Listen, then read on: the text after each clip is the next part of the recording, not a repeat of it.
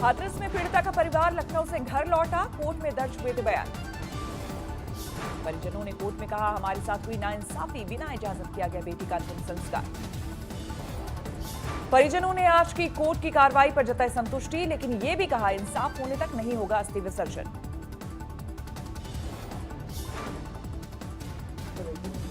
DM साहब थे और भी थे। आपको क्या लगा, आप लोग अपनी बात कह पाए अदालत में या हाँ, नहीं कह पाए? हम लोगों ने तो बताया, अच्छे से उन्होंने सुना भी।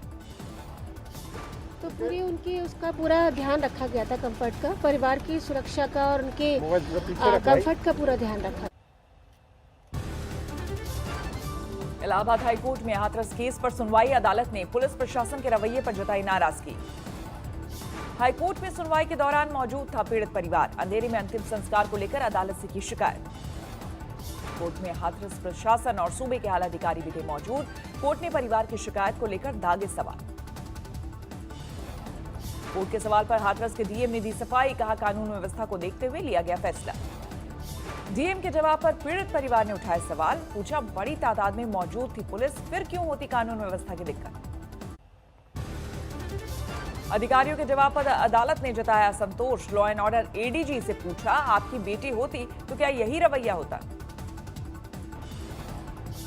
ये भी चीजें कोर्ट में आई हैं कि सेंसिटिव होकर के एडमिनिस्ट्रेशन को वर्क करना है।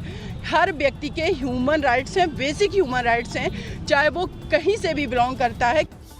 2 नवंबर को हाईकोर्ट में होगी अगली सुनवाई, पीड़ित परिवार के आरोपों पर होगी बहस।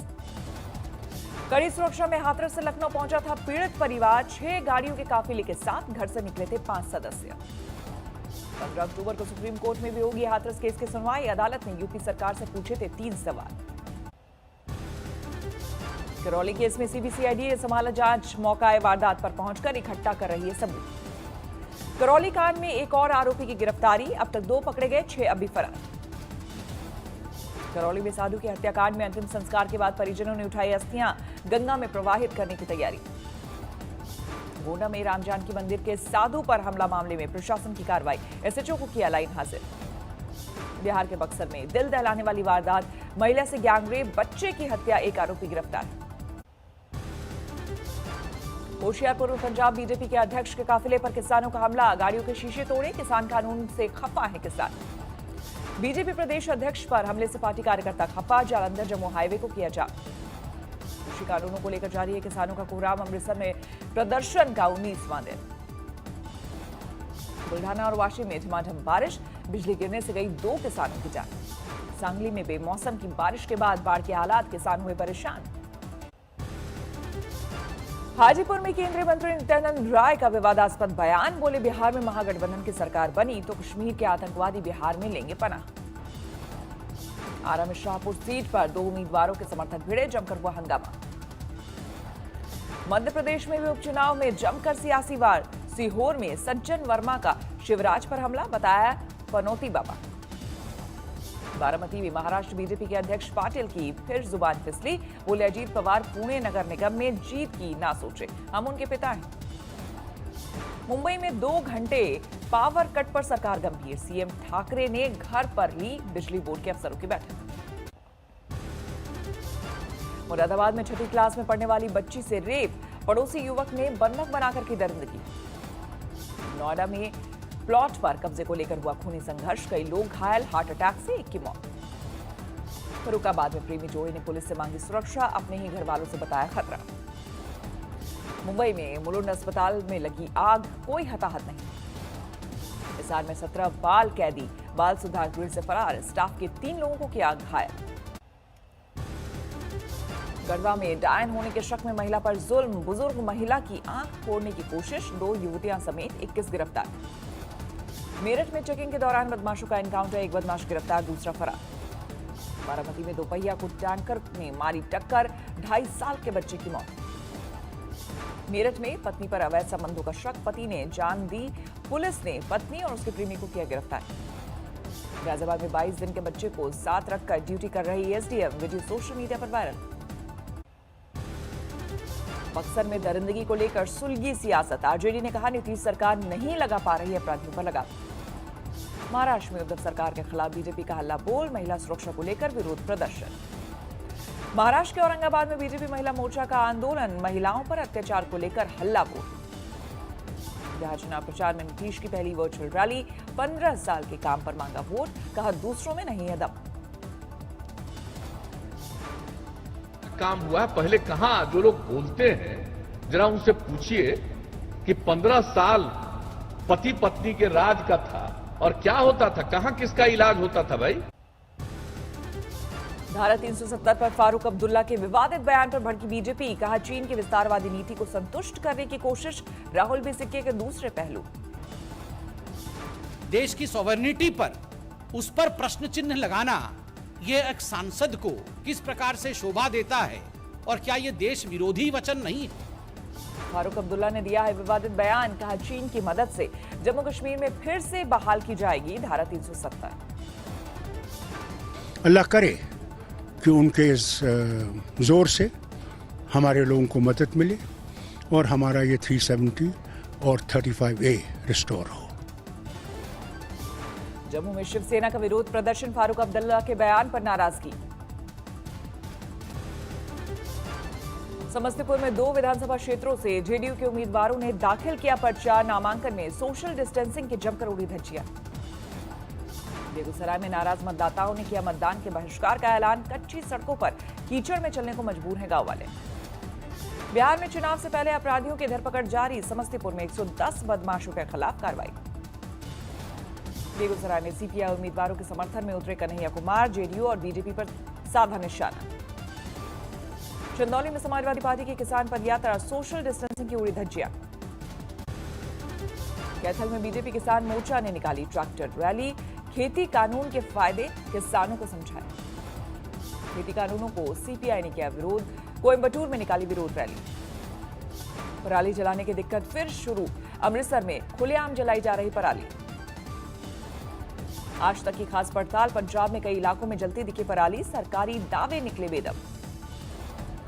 महिलाओं की हिफाजत के लिए यूपी में चलेगा खास मिशन शक्ति, हर रोज समीक्षा करने का सीएम योगी ने दिया आदेश।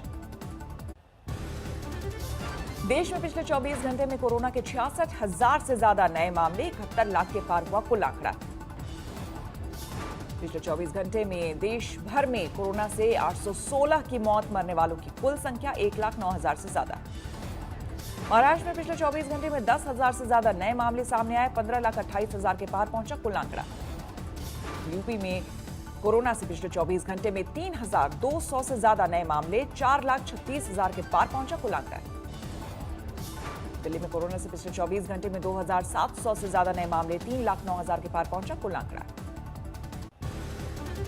दिल्ली में आज फिर खुल जाएंगे अक्षरधाम मंदिर के दरवाजे, 6 महीने से था बंद। शाम को 5 बजे से 6:30 बजे तक जा पाएंगे श्रद्धालु, 8:15 बजे बंद होगा मंदिर।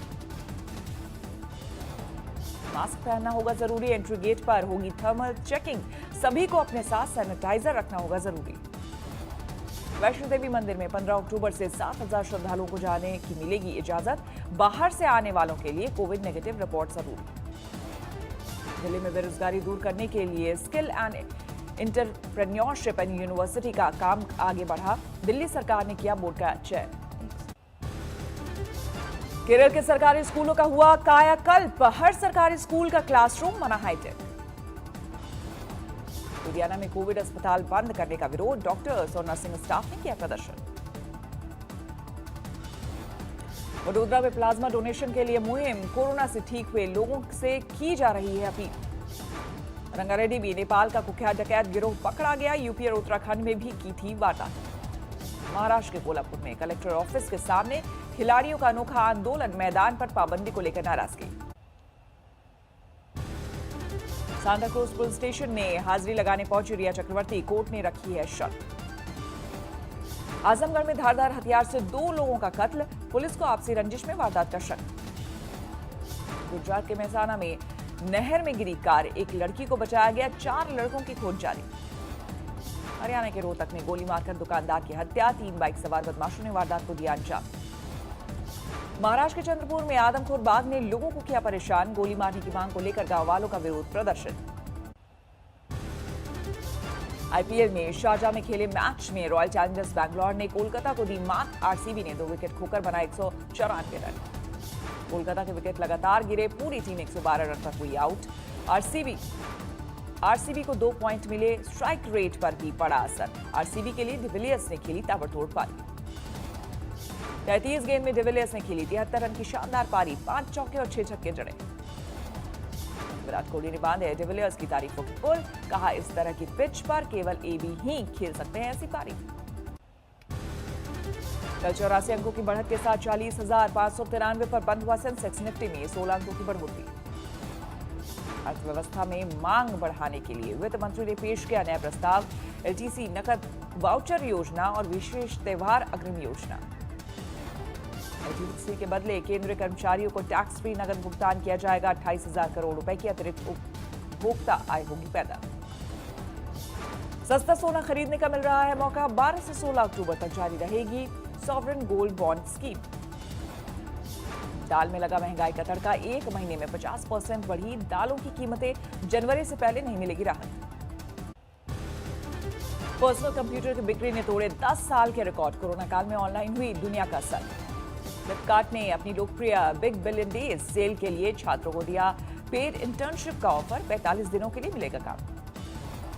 कोरोना काल में भारत का छठा यूनिकॉर्न स्टार्टअप बना रेजर पे। $100 मिलियन की फंडिंग के बाद $1 अरब हुई वैल्यूएशन।